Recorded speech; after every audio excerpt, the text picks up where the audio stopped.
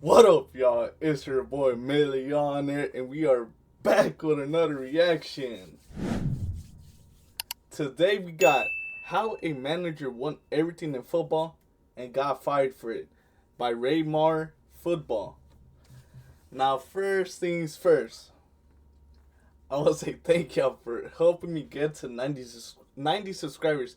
I really do appreciate the support y'all been showing. I really do appreciate it. But we're on the road to 100 subscribers now, and I don't want to say much, but there might be 100 subscribers special. I'm just saying. So, hey, the only way we get to see that is if y'all go ahead and support your boy. So go ahead and do that. But now that we got that out the way, I'm actually interested to see how this coach got fired for winning everything. So let's not waste some more time. Let's get into it. Come on. Oh, my bad. I got my shit muted. My bad, y'all. My bad. There is only one manager in the entirety of football history to win the World Cup, Champions League, the European Championship, and the FIFA Club World Cup in their career.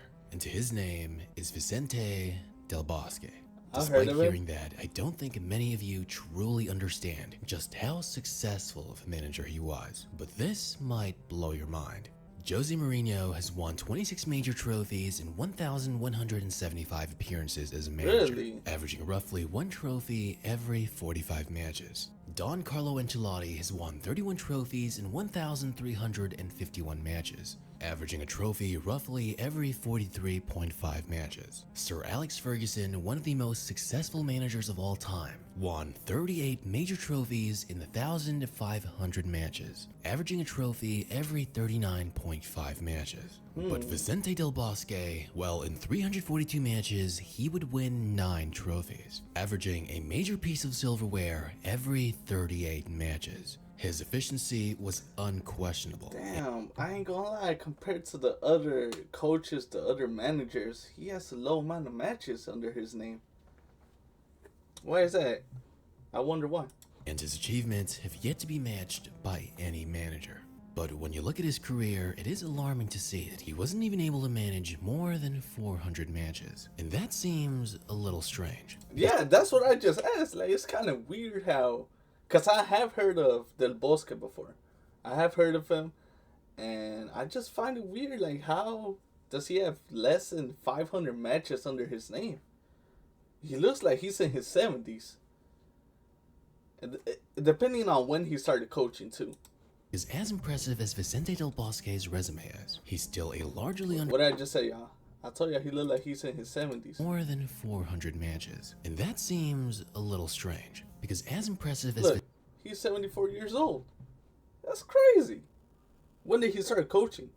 Vicente Del Bosque's resume is, he's still a largely underrated and often underestimated tactician. And one of, if not the biggest reason he was never taken more seriously as manager was for the simple yet ridiculous reason that he was known as boring. They said he had no personality, or that he didn't look the part. Mind you, these are words coming from no other than Florentino Perez himself, which is ironic, as Del Bosque's victories and trophies would save Perez from being fired as Real Madrid's president. But we'll get more into that later. However, as nonsensical as those reasons are behind him being a good manager or not, it is kinda hard to argue, compared to other legendary managers and their swagger, or as kids say these days, aura. Vicente Del Bosque looked pretty out of place. Personally, I think his calmness and lack of emotion showed plenty of aura, but for many, it never seemed that way, because whether his team lost or won, he'd rarely show any emotion on his face, always looking constantly disinterested or even stoic, depending on how you see it. Kind of like the embodiment of the Easter Island head emoji on the pitch. When you looked at him, he was a very he does look similar to the emoji though. Soft-spoken manager, but the truth behind it was that he was a silent killer, and one of the finest managers not only of his era, but in history. Unfortunately, no matter how efficient he was, his lack of flamboyancy was mistaken for weakness and incompetence, and that really never sat right with me. So today, I'm here to remind everyone of his incredible rise and unfair downfall. as one of football's most underrated and underappreciated managers. But his personality and behavior Wait, he was coach for Madrid? I did not know that. actually really matches well with his upbringing. As a teenager, Del Bosque spent 2 seasons with Real Madrid B. Oh, and after finally okay. being promoted to B, the senior B. team, Real his Madrid dream B. of walking The onto B the team. pitch with a Madrid kit was always elusive. For a good 3 years, he was repeatedly sent out on loan. And it wouldn't be until he was 23 years old, after experiencing football in every corner of Spain, that he would finally return to Madrid and be a part of the squad. Now, Vicente Del Bosque was never a superstar or anything, but he was definitely holding his own as a defensive midfielder. Over the years, he Okay. would become a calming presence on the ball, playing with intelligence rather than flair or athleticism. And in his 13 seasons with Real Madrid, he would win 5 La Liga titles and 4 Copa del Rey trophies. But while Del Bosque was one of those rare Real Madrid players that got to spend over 10 years with the club, his days as a player would ultimately be overshadowed by his time as a manager. He wasn't flashy, he didn't rely on revolutionary tactics, and he wasn't a loud presence on the sidelines. Instead, his strengths were in managing egos, keeping squads united, earning respect from players without demanding it, and Bro, was he the manager during the Galacticos era? That Madrid? Bro, if that's the case, bro, I'm not gonna lie. That's massive respect. And I'll be honest, that Galacticos era, I think they won 1 La Liga. They didn't win no Champions League. They won 1 La Liga, if I'm not mistaken. Or maybe 2. Success-wise, it wasn't to what it was expected. But the fact that he had to deal with all them superstars in one locker room, man, that's still something to, something that not every coach can do, man. understanding what kind of talent worked best together. After 3 years of managing Real Madrid's youth team, he would only take over as Real Madrid manager for a couple of Hey everybody, my name is Sam, aka Sambucha, and I'm a YouTuber who makes variety content ranging from challenges to gaming to pretty much anything. Ideation. Shout out to months in Sambucha, but 1994 back to the as video. temporary caretaker. Hold In on, 1996, it would a couple of months in 9 years of managing Real Madrid's youth team. He would only take over as Real Madrid manager for a couple of months in 1994 as the temporary caretaker. In 1996, it would happen once more. Once again, a very temporary manager, only in charge for a couple of games. That's why in 1999, when he was fully selected to be Real Madrid's manager, the appointment was seen as uninspiring. Ever increasingly in Real Madrid, star power mattered more than coaching ability, and few thought that Del Bosque had the authority to control a dressing room full of superstars. Most fans even thought he was going to be a temporary placeholder once more. But against all odds, Del Bosque delivered, and he built a team that dominated Europe. When Del Bosque took charge, Madrid had a promising squad. Young talents like Iker Casillas and Raul mixed with experienced leaders like Fernando Hierro and Redondo. The team initially struggled in the Champions League group stages, suffering 2 defeats to Bayern Munich, and doubts started to grow. Then Damn. came the defining moment, facing Sir Alex Ferguson's Manchester United in the 2000 Champions League quarterfinal.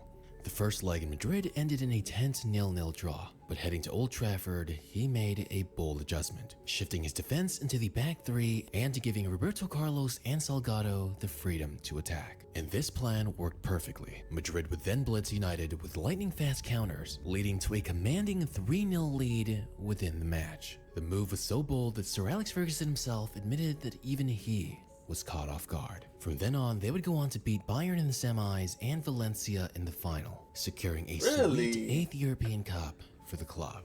In just a few Wow, months, okay. Del Bosque went from an overlooked caretaker to the mastermind behind Madrid's European resurgence. Though Madrid was thriving on the pitch, off the pitch, however, chaos was brewing. Club president Lorenzo Sanz, who had overseen Madrid's return to European glory, though passionate about winning football, was in deep financial trouble, and his departure would open the door for a new era, one led by Florentino Perez. His election campaign promised glamour, saying to the Madrid fans the first thing that he would do was sign Luis Figo from Barcelona, a statement which at the That's time what he seemed did. ridiculous. But when Perez eventually won, Madrid's identity began to shift overnight. For now, Del Bosque remained. Despite Perez's obsession with signing superstars, he decided to stick with the boring manager that just won the Champions League for now. However, cracks Boring were manager already is crazy. forming. Del Bosque was all about stability and unity, finding the right talent to play the right way to win matches. However, Perez's goal was different. He wanted global appeal and superstar names. That's why the following 2000-2001 season, Perez would convince his target, Luis Figo, to come and sign for Madrid. But it was Del Bosque who wanted to find players that would help contribute to long-term success. And this led him to sign a comparatively unknown player from Celta de Vigo named Claude Makelele. And with this healthy mix of superstars and compatible players, Madrid would be crowned the 2000-2001 La Liga champions. Okay, And not though they bad. would be eliminated by Bayern Munich in the Champions League semifinal, overall the club was getting much more consistent. And next season would come their biggest statement yet, signing Zinedine Zidane. And with the best player in the world at the time under his command, Del Bosque would adjust his system and shape the midfield to be built around Zidane's brilliance, allowing fullbacks like Roberto Carlos and Salgado to bomb forward. Figo would This at the top of bro. That squad was like something crazy, dog. That squad was something, bro. Young Iker, Roberto Carlos, eventually David Beckham, Zinedine Zidane, Luis Figo, Ronaldo Nazario, bro. Like, who else? Guti. Did they still have Fernando Hierro at that time? Bro, they had a squad, bro. They had a squad, bro. Like, can we say one of the best squads that football has ever seen in history? Ed With and Raul and Talent wise. Morientes would lead the line in a 4-1-3-2 Morientes, I forgot about him too. formation. But despite a painful loss in the Copa del Rey final to Deportivo, in the Champions League, Madrid locked in. They would knock out Bayern and Barcelona on their way to the final. There, Zidane and his stunning volley against Bayer Leverkusen would bring Madrid their 9th European crown. This Madrid squad was the perfect mix of superstars and underappreciated role players that really led to stability and victories in the biggest moments. So they had After the all, formula. Del Bosque believed in simplicity, and it was that approach that won him 2 Champions League titles in 3 seasons. Damn, Madrid that's hadn't good. seen That's European really dominance good. like this since the days of Di Stefano and Puskás. While Perez funded the squad, it was Del Bosque's tactics, man management, and understanding of the game that made it all work. The following 2002-2003 season, Perez would only further continue his Galacticos campaign. And this year was highlighted with the addition of no other than Ronaldo from Internacional. And this season, Madrid would win the La Liga title, the UEFA Super Cup, and the Intercontinental Cup. You would think that 2 Champions League titles and 2 league titles would be good in 4 seasons. But more and more, the cracks between Del Bosque and Perez were starting to show. And immediately after the season ended, Del Bosque was sacked. A decision that many What? consider is one of the most unfair sackings in football What history. the hell? Some might argue that Del Bosque was too boring for Perez's flashy and global vision. Some did question if he could even manage a team full of superstars, especially with David Beckham on the way, even though he already showed that he can do that just Yeah. perfectly fine. But regardless of what you think, from a pure footballing standpoint, firing him made 0 sense. Because despite the Galacticos super team, after firing Del Bosque, it would take them 4 years to win the title once more. What I'll tell y'all, they won 1 La Liga title, and I think after that season, David Beckham went to LA Galaxy. Bro, what? Why? Why Florentino sacked him? Like, I mean, they're explaining that because he was boring, and they thought he couldn't handle the amount of superstars they had. Bro, he won 2 Champions League in 3 seasons, and I think he won 2 La Ligas also. Bro, he had a winning formula. What the hell? Bro, if we being honest, how many Champions League? Madrid has 15 Champions League right now. They could have probably had 17 or 18. Who knows? If he would have stayed. Bro, he had a winning formula. Fuck all that boring shit. Fuck all the tactics, bro. What matters is winning. And Florentino, I ain't gonna lie, bro. That was a bad move.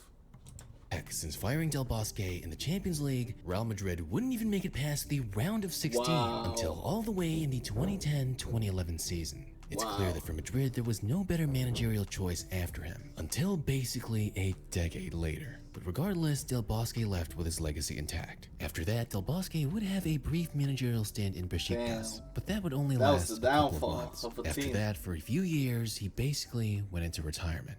It wouldn't be until over 3 years later that Spain would come calling, asking Del Bosque to take over Luis Aragonés and manage a very stacked and upcoming Spanish golden generation. A squad with guys like Xavi, Iniesta, David Silva, Xabi Alonso, Fernando Torres, David Villa, Busquets, Fabregas, Puyol, Ramos, Casillas, and even more talented players on the bench that could easily start for other national teams as well, like Santi Cazorla, Juan Mata, or Mikel Arteta. It sounds easy, but how do you even find a way to put everyone in a position where they can play their best and be the most comfortable, especially in a team that was very midfield heavy? Expectations for Del Bosque were sky high, and when Spain would lose their 2010 World Cup opener to Switzerland, the pressure to win was at its I actually saw this game. I remember exactly. And when Spain would lose their 2010 I saw this game in Asian buffet. I was at an Asian buffet and I saw this game, bro.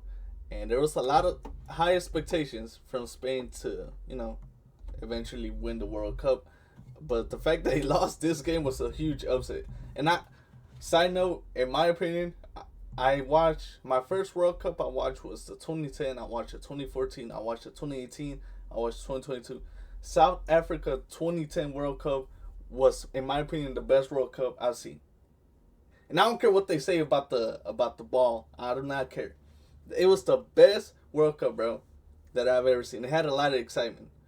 And South Africa was honestly a great setting for that World Cup, man. It really was. World Cup opener to Switzerland, the pressure to win was at its highest. But as he always did, Del Bosque stayed calm. And one of his biggest challenges was helping Andres Iniesta, as he was struggling emotionally after the death of his friend, Danny Jarquet. And when Del Bosque played him... Damn, RP, man. I did not... Wait, did I? Oh, I think whenever he scored the game winner, that's what the shirt, it says something. I forgot what it said. But I think it was something honoring his friend. But RIP to Iniesta's friend, man. In Spain's opening loss to Switzerland, Iniesta wasn't looking as sharp as he usually did. But Del Bosque would handle it calmly. He would rest Iniesta for the next game, prioritizing his mental health over the tactics. While many were criticizing his decisions because, well, why would you ever bench Andres Iniesta?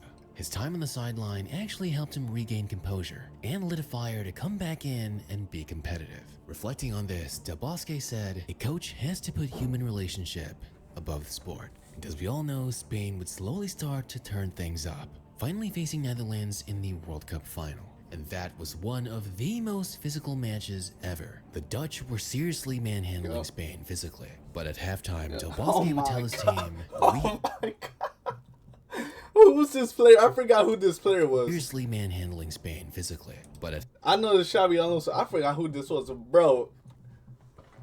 Guys, do y'all know this dude got a yellow card for this?